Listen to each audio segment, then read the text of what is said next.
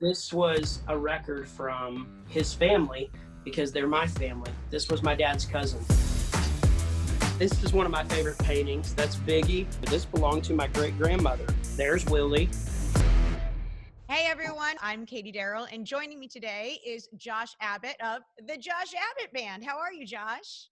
Well, I'm doing great. Thanks for having me. Let's go ahead and play a game of Rock and Tell. Rock and Okay. Tell is like show and tell, but with music memorabilia, and I want to see what you got. I've got this record. This is the Bobby Fuller 4. And I don't know if you're familiar with Bobby Fuller, but he was from the El Paso area and cut a song of Buddy Holly's that Sonny Curtis wrote. It's called I Fought the Law. Now, everybody knows Buddy Holly's version, right? Yeah. And then, of course, The Clash did it years later. But the version that was actually on the radio and went #1 was Bobby Fuller. Cool. He moved out to LA, got a record deal, started dating the wrong girl, apparently. There's a lot of conspiracy theory about it. She was hooked up to the mafia at the time.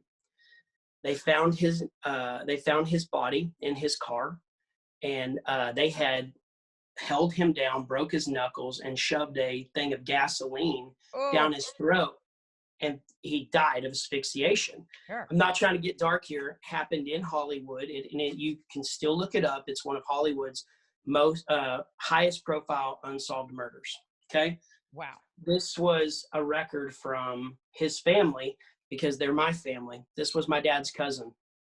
Oh, wow. And so I actually inherited some really cool Bobby Fuller memorabilia, records, newspaper clippings, and things like that. So it's kind of a part of our family history that's really fun, and it always seems to be an interesting story for people. So, well, I mean, yeah, I feel like we buried the lead. Who cares that you have a new album? Let's talk about this. But it's fascinating. I want to do a documentary on it. I swear it would be so great. But so this means a lot to me because it's old school and cool. Great. Behind me here, I'm gonna take you off my little thing here. All right, so behind me here is a Willie Nelson original painting by an artist in Austin, and he's phenomenal. And I've had this painting for years. It's my favorite. My daughter now knows who Willie Nelson is because of this painting. She comes in here, there's Willie. One day she'll put it together, right? Artwork is a big thing for me. And so that same artist that painted that, when I was doing live streaming, to go back to what you were asking me about, when I did live streaming in March, he took a screenshot and then he painted me performing on Facebook with the Willie Nelson painting in the background. So really cool stuff. A different artist. And then you got to hang that one behind you for the next one, and he'll paint a picture of you in front of the picture. Then it'll get real Inception. Yeah. This is one of my favorite paintings. That's Biggie wearing a Texas Tech shirt, which I don't think he ever did, but that's artist freedom, right? And that's another artist here in Austin. You know what? The crown that he wore, that was one of his last photographs, professional photographs taken, and they just auctioned that crown off just a couple of weeks ago, and it went for hundreds of thousands of dollars. I guarantee it. I'm a big Biggie fan. That probably surprises people. I'm rolling around in my truck, and I'm like, I'm going back to Cali. Anyway, that's my guy. Real quick, I know you don't want to see everything, but right here, I wrote a song for my wife that has not been released yet.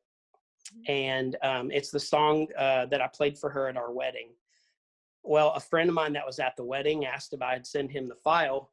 He sent it to some company who did a sound wave, and it comes with an app. And when you hold the app and the screen to the thing, it actually plays the song. Wow. So that's really fun. And then a couple more things. I hope I'm not showing you too much, but I feel like a kindergartner now. Okay, I'm going to reverse this camera, old man here. So this is a record player. This belonged to my great-grandmother, my dad's grandma. And what's really significant about this was from about 1955, I think, is when we dated it. I restored it, but what was really cool is when I restored it, I didn't have to replace any of the wiring, any of the speakers, any of this. The only thing I had to adjust was the turntable. Even the, whatever this is called, is the thingamadoodle.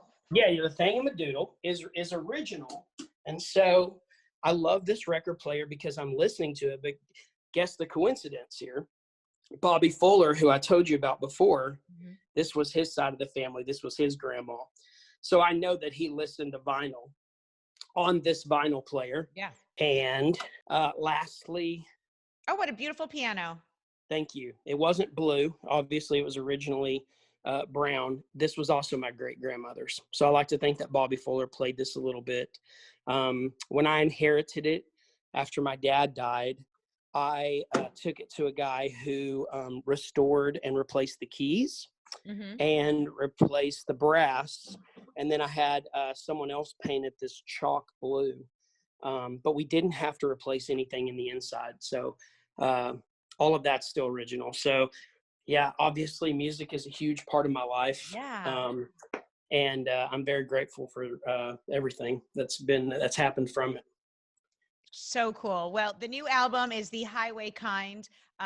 We're really excited here at Access TV for it. We love country music. We love your vibe, love your band. So thank you for talking to us today about it. I really appreciate it. You're too cool. Thank you. Stay safe out there.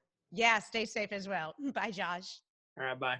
Hey there. Thanks for watching Access TV. Subscribe, follow, like, and do all the good stuff. And make sure you leave a comment below. I don't know, just let us know what your favorite Access TV show is, or who your favorite bands are, and what artists you're into, or just say hi, man.